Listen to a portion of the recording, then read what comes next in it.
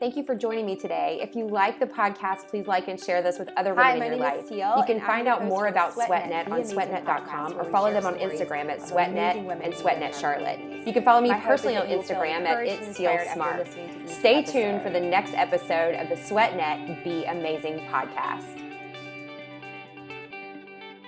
Hi, everyone. Welcome to the Be Amazing podcast. I'm your host, Cel, and I'm excited that you have joined me again today here on SweatNet, which is where the Be Amazing podcast is hosted.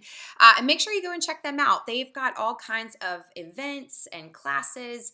It doesn't matter if you're a gym or if you're an individual. They highlight gyms in our area, and there's more than just one SweatNet. They're all over the country. So make sure you go to sweatnet.com to check it out. But before we get into my guest today, I want to talk about the two events that are coming, and I want you to be a part of it. Strong Camp is coming to Charlotte. This is put on by Strong Fitness Magazine. It is May 22nd and 23rd. It is all women, ladies. Grab your gal pals and let's go. We're going to be working out. We're going to have seminars. We're just going to have fun being together, finally. So you don't want to miss it. You can go to strongcamp.com to register now, or you can even go to my Instagram page, which is at It's Cel Smart, and make sure you click on the link in my bio. It'll take you straight to registration. So don't miss that. And plus, we've got incredible instructors, which I know you guys have been seeing, but I can't wait till we're all together. So it's so amazing. Then October 15th and 16th is the Be Amazing weekend, which is really the reason why this podcast exists. It's all about sharing women's stories. It's all about celebrating each other. It's about coming together. It's not just celebrating your achievements or setting a goal to run a 5K or take the stage in bikini or rock the runway and share your story or celebrate at the gala. It's just coming together. It's just this one big celebration. Paul Busetta is going to be there. He's our chief photographer for the weekend. He's covering everything. Strong Fitness Magazine is our title sponsor. Our other sponsors include our official tanning sponsor, which is Glow Body, and Burn Boot Camp, y'all, has come on board as a sponsor. So we are so excited. On top of that, SweatNet is going to be sharing everything. We've got so much ahead. So I just invite you to join us. And you can go and register at beamazingweekend.com to register now. So I can't wait. Hopefully you'll join us for one or come for both. Both weekends are all about women, and all about fitness and health. So I just invite you to join us. So let's get into my guest today. Her name is Lori Honeycutt. And if you have ever felt stuck in a relationship that's toxic, or if you have lost hope, then this podcast is for you. Lori is going to share her story of how she had a dream of getting married and that it turned into a nightmare that she lived in for years. She opens up about the turmoil that she felt inside, but she was able to find hope in the midst of the pain. Listen to hear how her faith in God and strong support system gave her the courage to leave. Lori is no longer just surviving, she is thriving. She is now married and has a stepdaughter. And you can also find Lori every day in her closet on social media sharing her passion for fashion. This passion has also given her an opportunity to work with Trades of Hope and their mission to help women. So get ready for this incredible conversation with Lori. Welcome to the show, Lori. I'm so glad to have you on today. Thank you so much for having me. I am excited to be here. Well, I really am so glad that you could jump on with me and talk about some things in your life that I feel like there are probably a lot of women out there that either are in that situation or have struggled with an abusive relationship. And I think that what you have to say today will be very encouraging to someone. And so before we get into all that, I first want you to tell us a little bit about who you are. Okay. I am a Charlotte native. I grew up in Charlotte, and it was such a great childhood and, all the good things. And then I went to college and I had a great 4 years at App State and I loved it and graduated and moved to Charlotte. And I was a bit sheltered growing up just because I did go to private Christian school through all 12 years of school. And so, I got back to Charlotte and really had to kind of come into my own and learn some things. And so when you are a bit naive, you don't always make the best relationship choices. And so, I dated a lot and ultimately just as a young woman with the struggles that a lot of young women face, you don't recognize your value and you don't recognize the worth that you have. There were different relationships, and some were good and some were not so great. And then because I grew up in the South and because you're supposed to be married by the time you're 30 and have kids and all that, by the time I was 30, I wasn't yet married. And I thought that I was accepting that. And I thought that I was okay with that. But in looking back, I can just understand that I really wasn't because I was 31 when I did get married, and it went very, very quickly. Married for the first time because what I love is how God can absolutely redeem a story. And so, the first time I was 31, it went very, very quickly. We met each other in February of 2011. We got married in June of 2011. I got home from my honeymoon and I Googled annulment and how to make that happen. Um, and then I spent a couple years really doing everything I could to make that work. And then ultimately had to make the decision to leave. And so, fast forwarding to today, I am married.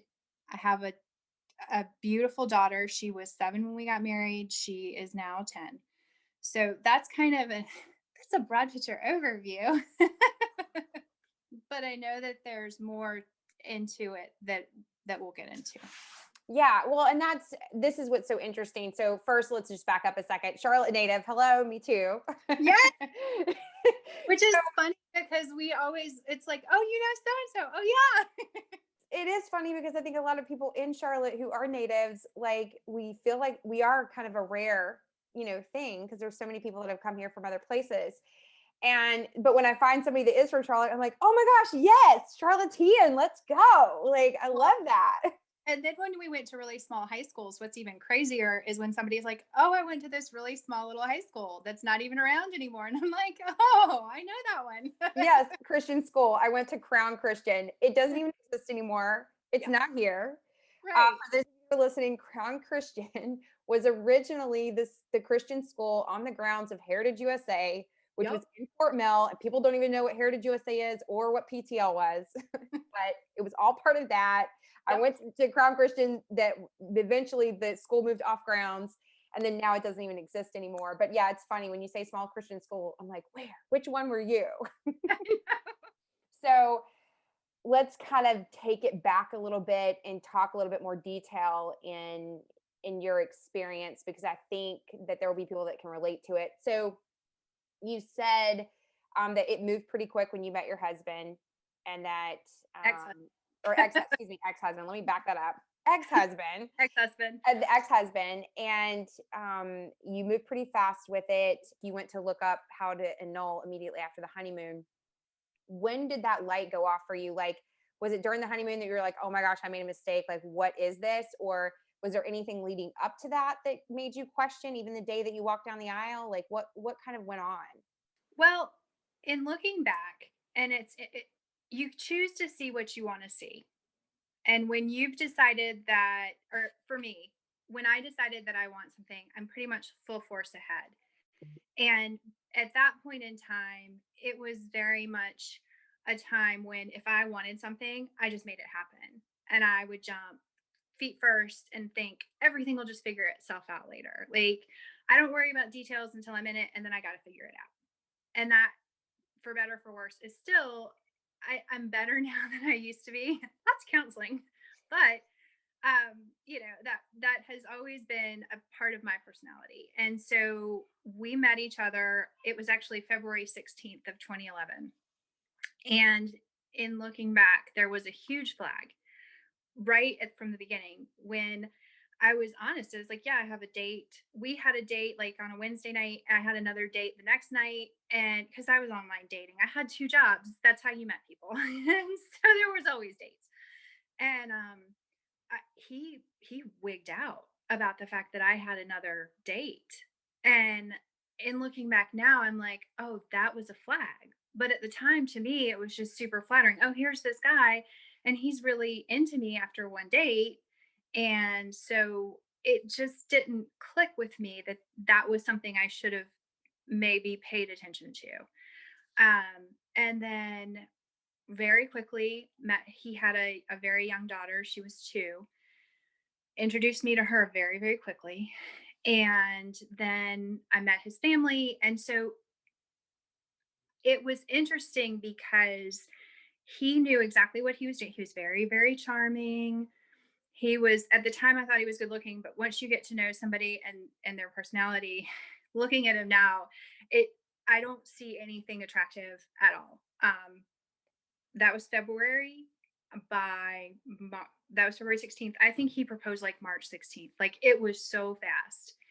And then we were planning the wedding for June, and we did go to premarital counseling, but it was really, really basic. And I just wanted to be married. He didn't like my parents, and I didn't understand that dynamic at the time because it's a flag when somebody's not making an effort with your parents, but I was making excuses in my head. And so leading up to the wedding, he didn't really make an effort to get to know any of my friends. On the day of the wedding, unbeknownst to me, he cussed my mom out in the church, and he professed to be a Christian.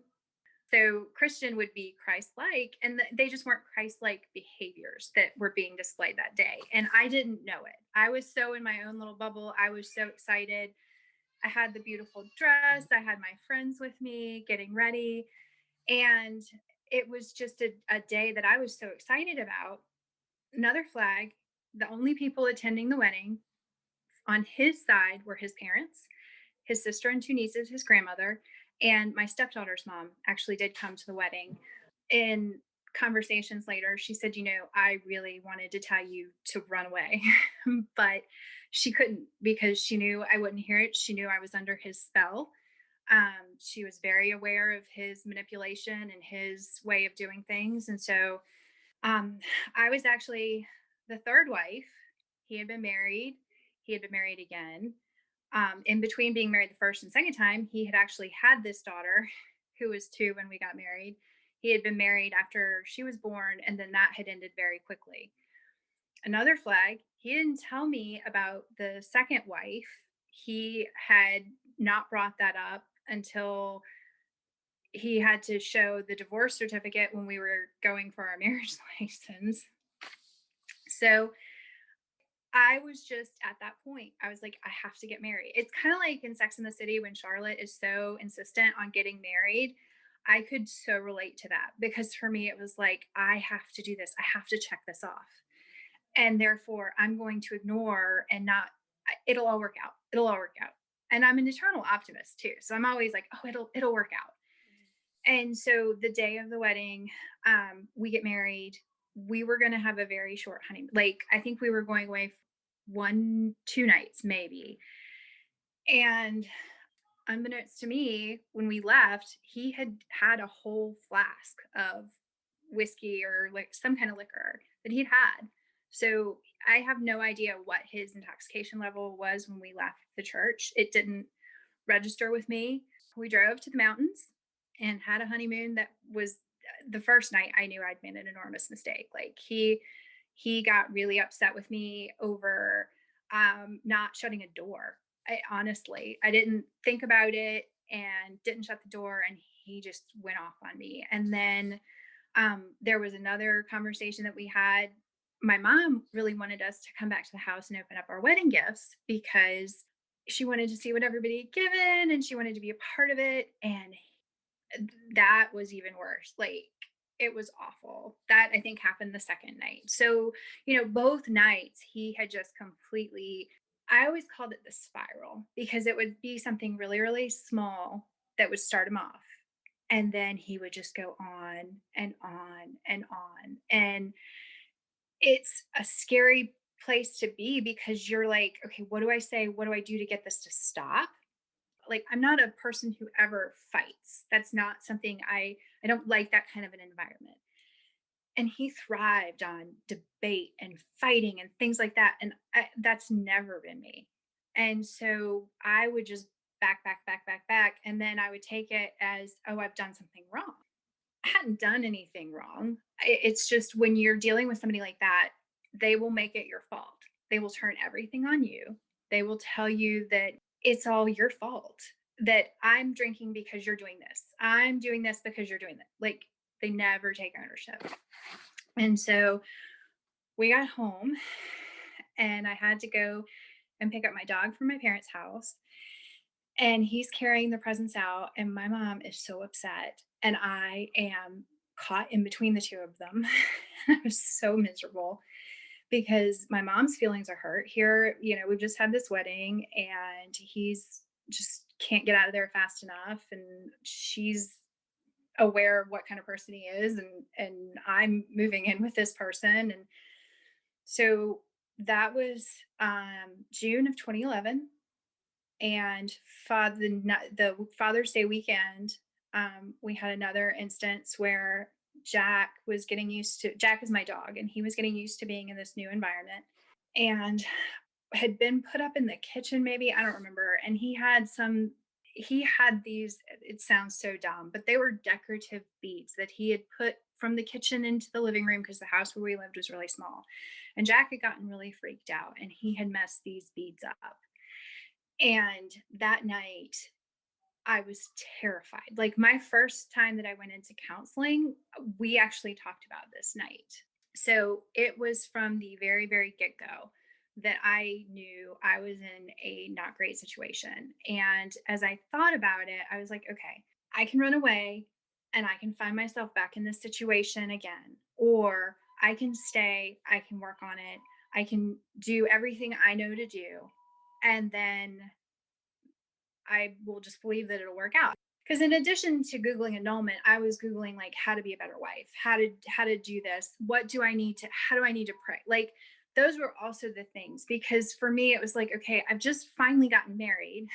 I had always wanted to be married. I'm married, so let me figure out how to make this work. And that is, where I found myself that summer of 2011. All of this that you're talking about, I feel like you almost have to be an investigator in relationships, especially with people now online. And you have to look past the photo and look past what's written, and you have to really dive in. And I feel like you really hit on some points, basically saying that, because you didn't know that you thought what you saw is what you got, because Right. that's who you are. And exactly, that's who I was. And it didn't occur to me that, oh, what I'm being told and what I'm being presented with isn't actually who this person is. And that my ex-husband is excellent at putting on a front, but you can't keep that front up forever. And he had substance abuse issues. And so while the sober version was fine, the issues would really ramp up when he would be using substance, which alcohol was the substance of choice, but he also had he liked pot. And for some people, when you cross those things, it's a absolute monster who comes out. And so in November of 11, I was looking at different things, just trying to find help somehow. Well, I came across, it's called Al Anon, and it is for family and friends who have been affected by somebody else's addiction. And I remember looking online, and I remember walking into my very first Al Anon meeting, and they were so wonderful. It was a Tuesday night, 8 o'clock meeting, and they were so incredible. And I just sat there and I just listened, and I found hope in what was being shared. It's like you can live with somebody who has this, and you can learn to function. And so I began to attend those meetings, and they helped me learn how to make sure that I got myself to a safe place.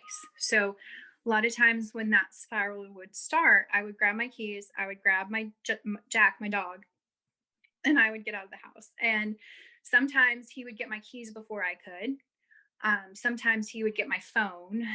So there were nights, if he could get my phone, it would mean that I wasn't able to call somebody, because I was very fortunate that I had friends who I could call and they would let me come stay, or otherwise I would just drive until I felt like the situation was calmer, and then I would go back to the house.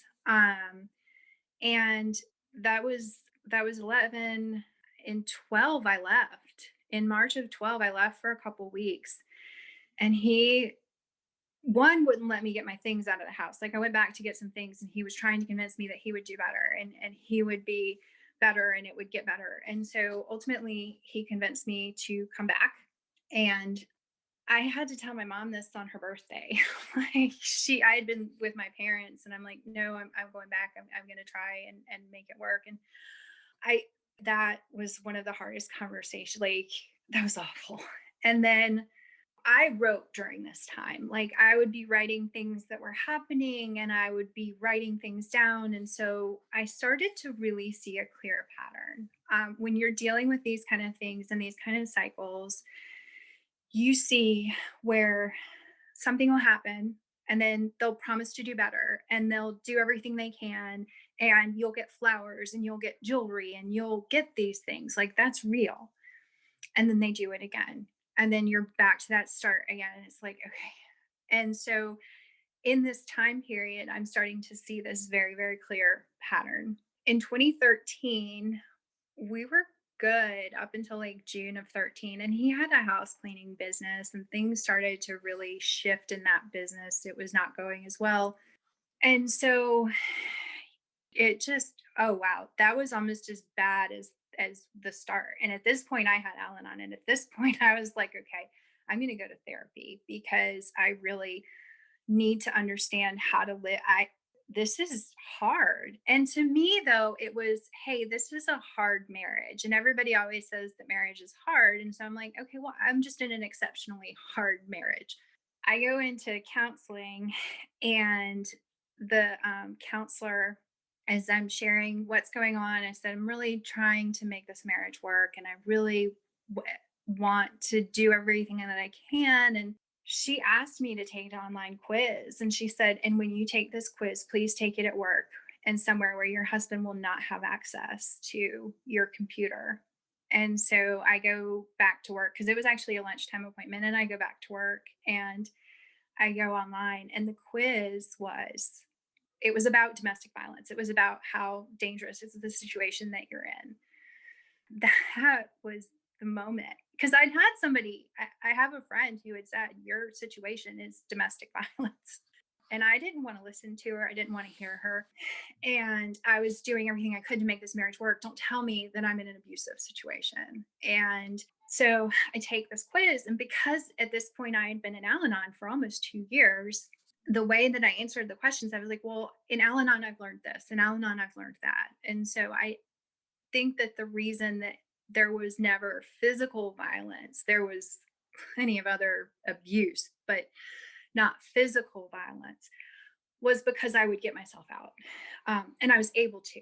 If you have kids, if you have like that's not always possible. And like you said, there were nights like he would not let me leave. He would take my keys. He would stand behind the car so that I couldn't, like, there was no way for me to leave unless I ran him over, and I wasn't going to go to jail for him. He wasn't worth it. So I started working with a counselor, and that was summer of 2013.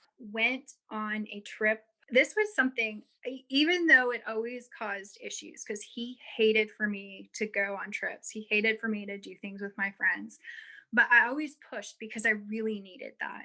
And so I had gone on a trip to see my godparents with my parents, and this was in September of 13, I think. I don't remember exactly, but long and short of it is, I got home from this trip. I did not see him sober for several weeks, because I would leave before he would wake up. I would get home after he was already home, and he would already be drinking. And so it was this series of weeks of just, it was awful. And it was during that time period that we had my stepdaughter. And usually these instances would happen when she wasn't there. So this one happened, and it was a weekend, and she was there, and he spiraled, and I couldn't leave. And she heard it all. And so I had to tell her mom after, when I was taking her home, I'm like, she heard him spiral on me. And if she has nightmares, if anything comes up, you need to know that she was there. And I tried to stay calm for her. I tried to diffuse the situation as much as I could. But still, you're in a home and you're hearing this, and that's scary.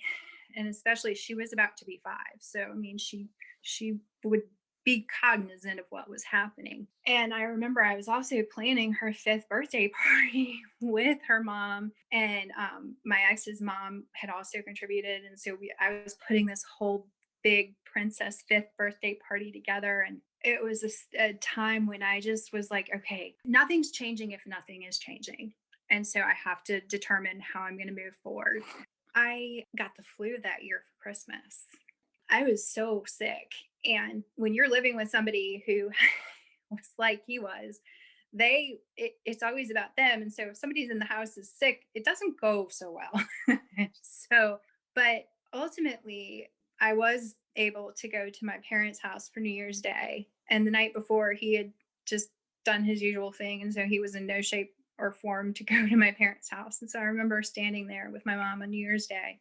We just cleaned everything up. And I was like, Mom, I'm really praying about leaving. Growing up, divorce was never an option. And yet her reaction was she was doing everything she could not to jump up and down. I mean, she was so happy.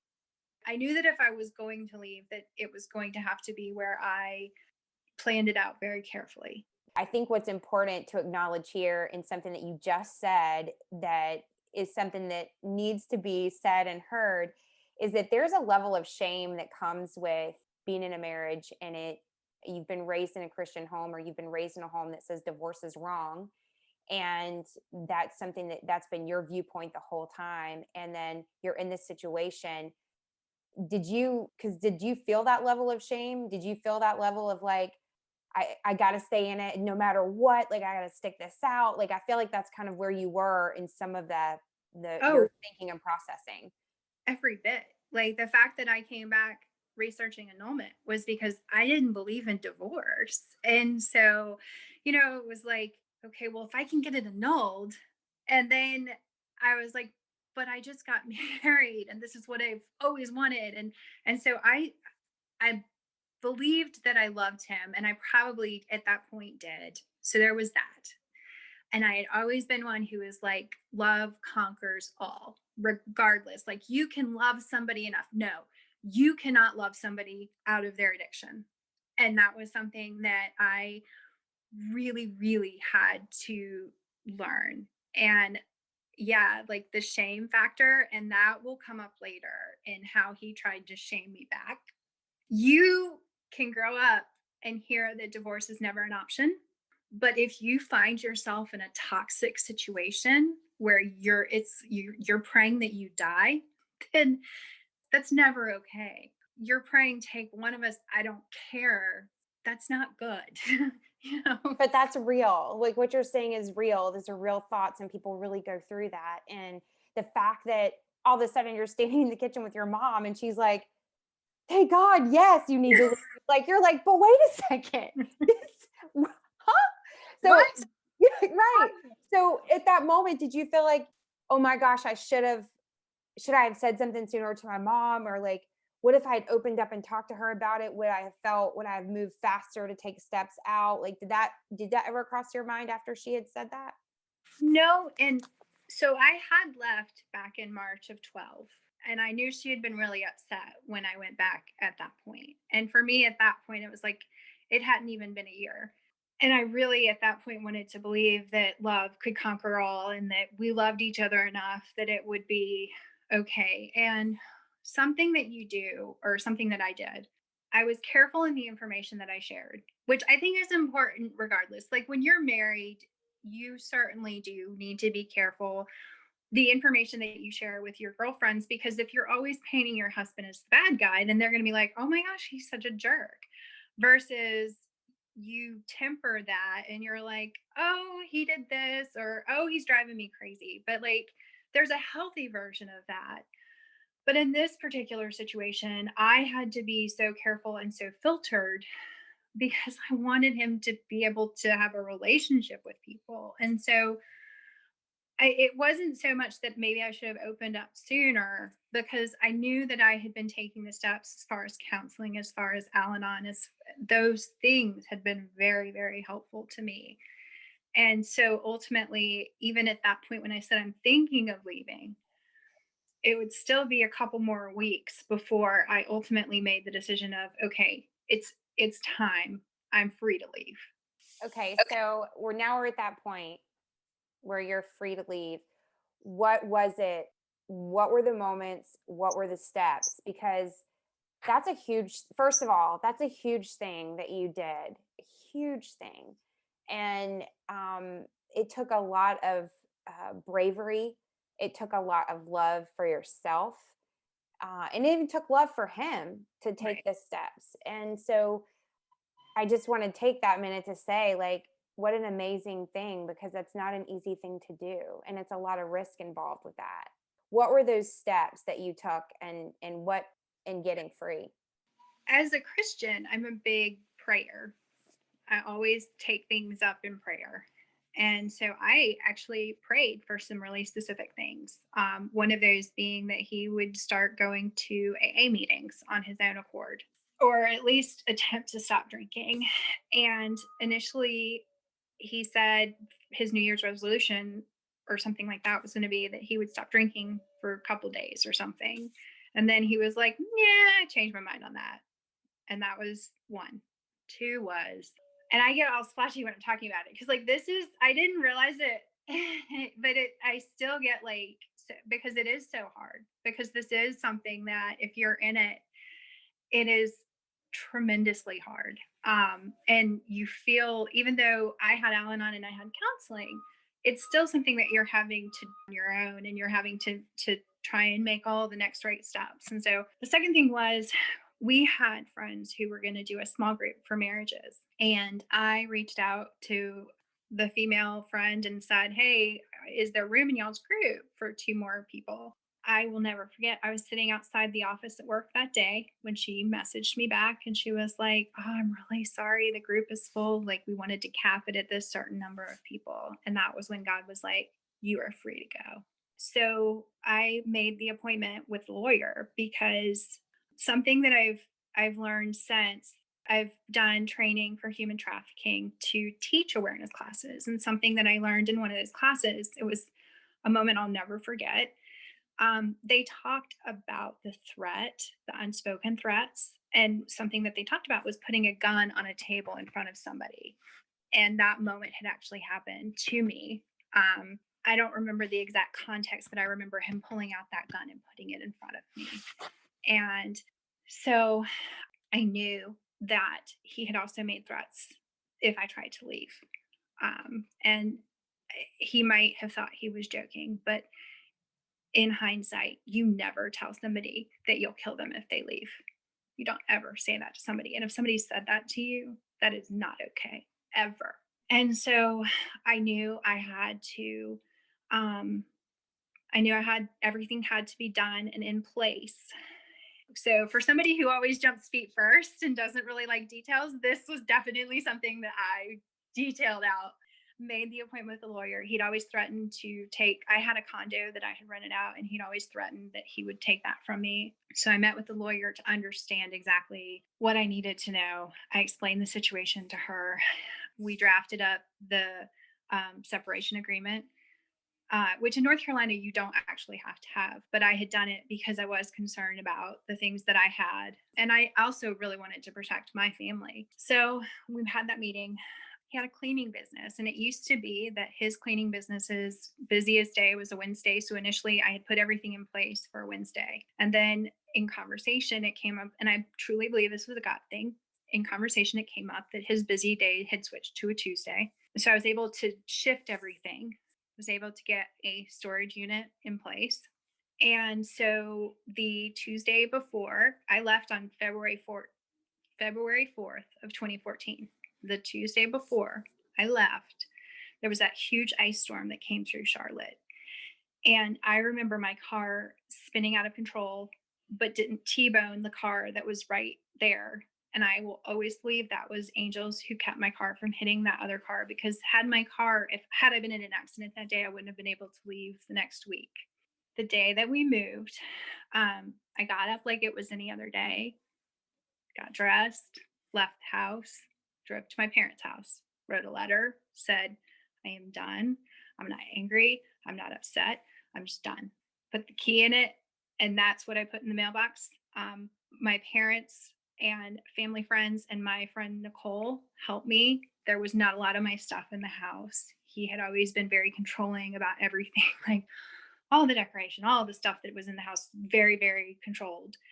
So it took only about 2.5 hours to get my stuff all packed up and out of there. As we were loading, as we had closed up the moving van, it's when it started to rain. And we got it to the storage unit, got it unpacked. The following Tuesday was the Tuesday that the snow started, because we had like snow on that Tuesday, and then we had a couple feet of snow. And so, I mean, it was just crazy. So, like, it was no question in my mind. And I needed that confirmation too, because what he tried to do, he tried to go to the women's pastor at the church where we attended. And he was like, well, Lori's left me. And he was really trying to manipulate the pastoral staff at church to be like, you need to tell her to come home. Divorce is not acceptable. Never mind the fact that he was divorced twice. It was all about me and the fact that I was wrong. And divorce is a sin. And there's a book. And if you've grown up in church, the book is called 10 Lies the Church Tells Women. And that book is critically important to understand things that might have been taught to you that might not be exactly true. So I definitely recommend that book. We'll make sure we drop that. And what was the name of it again? 10 Lies the Church Tells Women.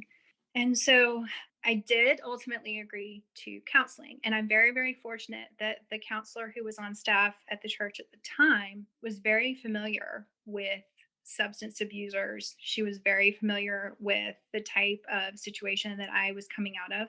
And she was incredibly supportive of me. And a lot of times in church, you don't find that. And I will always be thankful and always recognize that that was absolutely God had put that in place. And so I did agree to the counseling, but before we started officially, he was supposed to attend 90 AA meetings in 90 days. And while he did complete that, we didn't continue because he continued to show that he was not changed. And he was continuing to have the same behaviors, even sober, as he had while we were together. And so ultimately, I ended the process. And I am so fortunate that I was able to continue. I found another Al Anon meeting in Charlotte that I continued to attend for about a year after. And then life got kind of busy. But I also continued to do counseling. And so I really did a lot of work afterwards to work on my own healing and really understand maybe why I hadn't seen the flags, and why, being able to recognize the fact that, hey, it's not always great to jump 2 feet first and then figure everything out. I also realized coming out of that I had a responsibility to make a difference. I've always had empathy. I've always cared about things going on, but really in the time I spent learning more about myself, I was like, okay, so there's also a responsibility that comes with this to figure out how to make a difference. And I ended up in January of 15 reading a book about human trafficking here in the United States. And I knew human trafficking existed in other countries, but I really didn't know that it existed so much here domestically in our backyards. And so read that book, got involved. That was actually how I had that moment and understanding about the gun, because I was doing the trafficking awareness classes. Have been able to teach a couple classes on human trafficking awareness, went to a night of human trafficking awareness and learned that the fastest growing, this was 2016, learned that the fastest growing form of pornography is toddler pornography, which broke me. Like, cried for days after that. Decided to become a foster parent because I knew that if they're pulled out of that situation, they're going to be in foster care. Went through the foster parenting classes in spring of 16. And then again, we can have plans and God's going to laugh. But those classes were the trauma informed parenting classes, which was really important because In November of 2016, I met my now husband, and he was a widower, and his daughter was 6 at the time. And so we talked, and because of all of the work that I had done on myself, I knew the flags. I also, you talked about this a little bit earlier, but I certainly was running background checks on people. Like, I paid the $20 or whatever it was so that when I had a date, I actually would run their background. I would look to see what I could find. And so there were a couple guys that prior to meeting Michael, I wouldn't have had been talking to, and we might have made arrangements and then